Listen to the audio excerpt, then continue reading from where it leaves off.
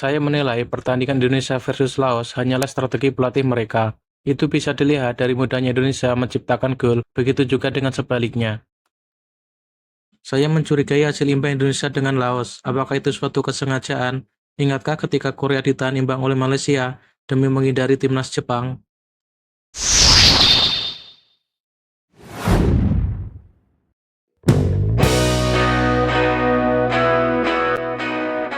Jelang menghadapi Indonesia pada laga kelanjutan Piala AFF, pelatih Vietnam Kim Sang-sik optimis akan dengan mudah bisa mengalahkan timnas Indonesia.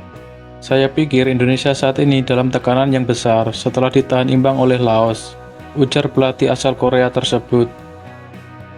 Namun pelatih Vietnam tersebut juga mengingatkan anak asuhannya agar mewaspadai nomor punggung 12. Dialah Pratama Arhan yang mempunyai lemparan ke dalam yang sangat jauh dan sangat akurat. Terbukti, 2 gol timnas Indonesia dihasilkan lewat asis lemparan ke dalam Pratama Arhan. Kami telah mempersiapkan strategi khusus untuk mengantisipasi lemparan jauh dari pemain Indonesia tersebut. Kami yakin strategi ini akan mampu membendung lemparan ke dalam tersebut. Vietnam sangat diuntungkan dari segi stamina, mengingat waktu istirahat mereka yang cukup panjang. Sedangkan timnas Indonesia mengalami kelelahan saat menjamu Laos dan langsung terbang ke Vietnam. Jika Vietnam kembali kalah di laga ini dari Indonesia, saya yakin tidak ada yang akan peduli dengan tim di masa depan. Harap ingat kalimat ini, Indonesia dan Myanmar akan memberikan pelajaran seumur hidup kepada Vietnam. Mengapa Vietnam harus takut dengan lemparan ke dalam Indonesia? Padahal di bawah Pak mereka dinetralisir.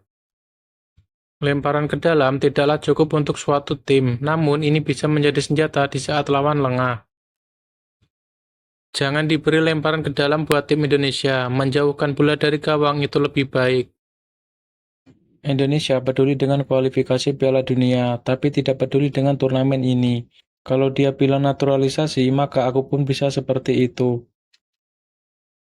Bagi saya, sepak bola tidak bisa diprediksi apapun itu. Jadi apapun hasilnya tidak akan terlalu mengejutkan. Meski berhasil kalah 7-1 dari Jerman.